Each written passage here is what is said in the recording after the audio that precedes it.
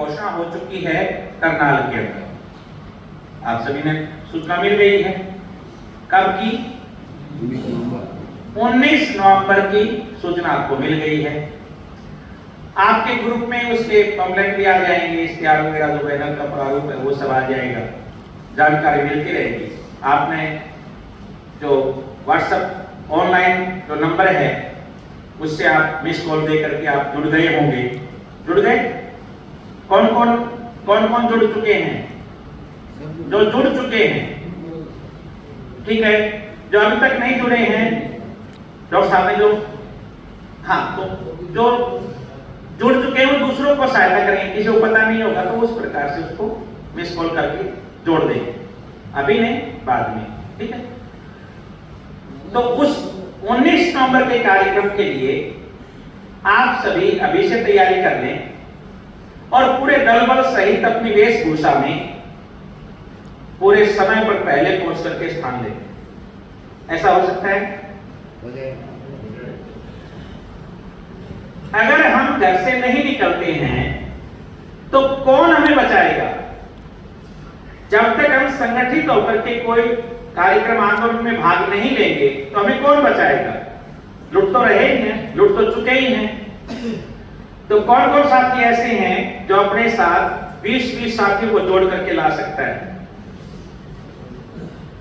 इतने सारे, ये तो फिर यहीं से हजारों व्यक्ति हो जाएंगे, राजस्थान से ही हो जाएंगे। तो फिर तो आपके अंदर उत्साह जोश है ही, वास्तव में वीरों की भूमि है ही। तो देख लीजिए, अब सुन लीजिए भाई, संगठन का, देश धर्म जाति राष्ट्र का और इस मायाजाल मकड़जाल से बचने का, इन कंपनियों का लोकतंत्र को बंद करने का, इन भ्रष्ट तंत्र को और नाश करने का किसी व्यक्ति ने भी कोई भी कदम उठाया है, उसका अब तक क्या हुआ है? आगे भी संगठन में राष्ट्र के लिए, देश धर्म जाति के लिए वही व्यक्ति काम करे जो गाली खाए बाहर से और रोटी खाए घर से। यह सूत्र है। कोई मंचमाला मिलेगी, कोई सेवा बांधेगा, कोई सम्मान करेगा, हमारा नाम होगा, इसके लिए ये कार्यक्रम नहीं है।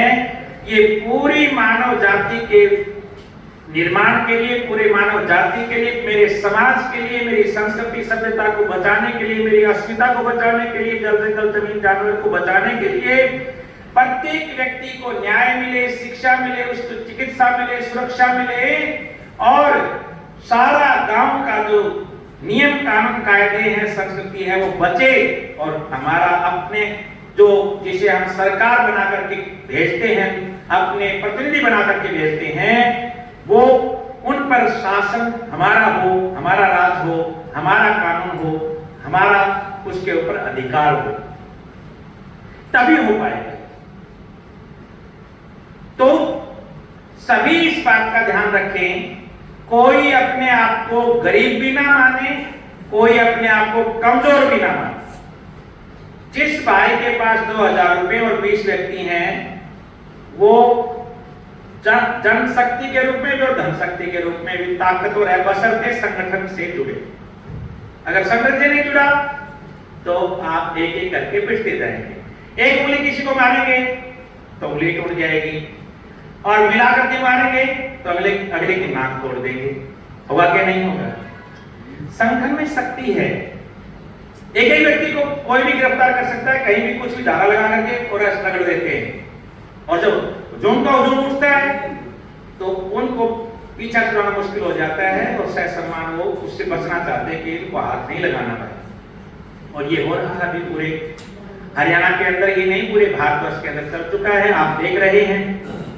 मतलब एक बार कोई पुलिस वाला आ गया और कोई प्रॉपर्टी को सीज कर दिया, ताला लग गया, तो उसके बाद सारे घर वाले ऐसे हो गए, सामाजिक रूप से भी अपने आप को ऐसा मान लिया कि तुम तो भाई निंदित हो गए, बदनामी हो गई, बुराई है एक किस्म से। भाई लोग भी ऐसे बोलेंगे, क्यों? और ले लो में हैं, भजा क्यों ना खाई के में काकड़ी है। अरे इधर से घर वाले भी परेशान, बच्चे भी परेशान, हम भी परेशान, रिश्तेदार भी परेशान, रिश्ते नहीं हो रहे हैं, बेटी का समस्या आ गई है। तो सुन लो,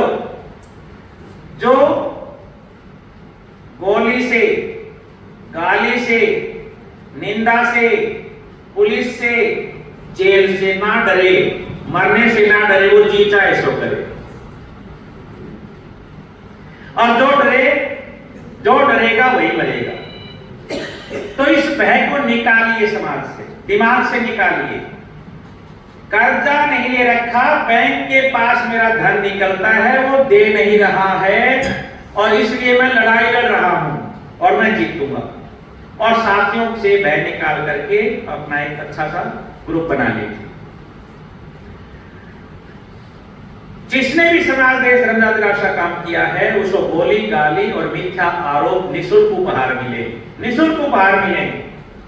तो जब भी घर से निकलते हो राष्ट्र काम करने के लिए, समाज का काम करने के लिए, तो पहले ही दिमाग में सेट कर लो क्या कि समाज के अंदर जो नेगेटिविटी फैली हुई है, नकारात्मकता फैली हुई है, निराशा जो फैली हुई, निराशा का एक वातावरण बना हुआ है, उस निराशा के वातावरण को तोड़ने का काम मुझे करना है और मेरे जैसे बहुत ऊर्जावान साथी को चुन करके और पूरा संगठनात्मक दृष्टि से इस मकर जाल को तोड़ना है।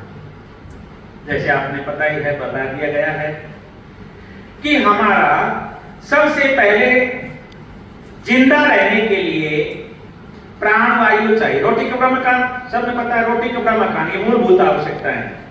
लेकिन इससे भी पहले प्राण, कुछ देर रोटी ना मिले, कपड़ा ना मिले, मकान ना मिले तो भी चलेगा, लेकिन हवा ही ना मिले, प्राण वायु ना मिले तो कोई बचेगा भाई? तो सबसे पहले क्या चाहिए? प्राण चाहिए, जिससे जो इस शरीर का मानक है इसकी सबसे, वो ना हो तो कोई रह ही नहीं सकता, ऐसा कोई अस्तित्व नहीं है। ठीक है, प्राण निकल गए, ये कहते हैं प्राण निकल गए। तो प्राण, अब आप ये बताइए इस हवा के अंदर जो प्रदूषण फैलाया जा रहा है वो एक गरीब किसान, गांव में रहने वाला व्यक्ति फैला रहा है, या जो बड़ी बड़ी कंपनियां और विकास के नाम से सारे धरती को उखाड़ मारा, फाड़ मारा, इसको दोहन कर डाला, खनन कर डाला, वो कर रही।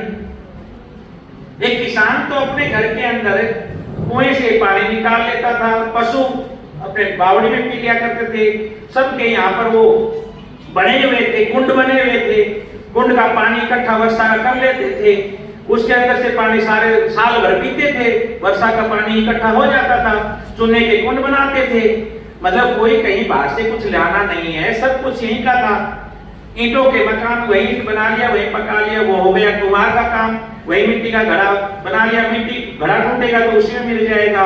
सारा गोबर का उबला और जो खेती के जो अवशेष हैं, या हमने जो जाटी है, समी है, इसको जो छांगा तो उसका लौंग बकरी ने खा लिया, ऊंट ने खा लिया, उसकी लकड़ी से रोटी बना लिया, उसके ईंधन से हमने घड़े को पका लिया।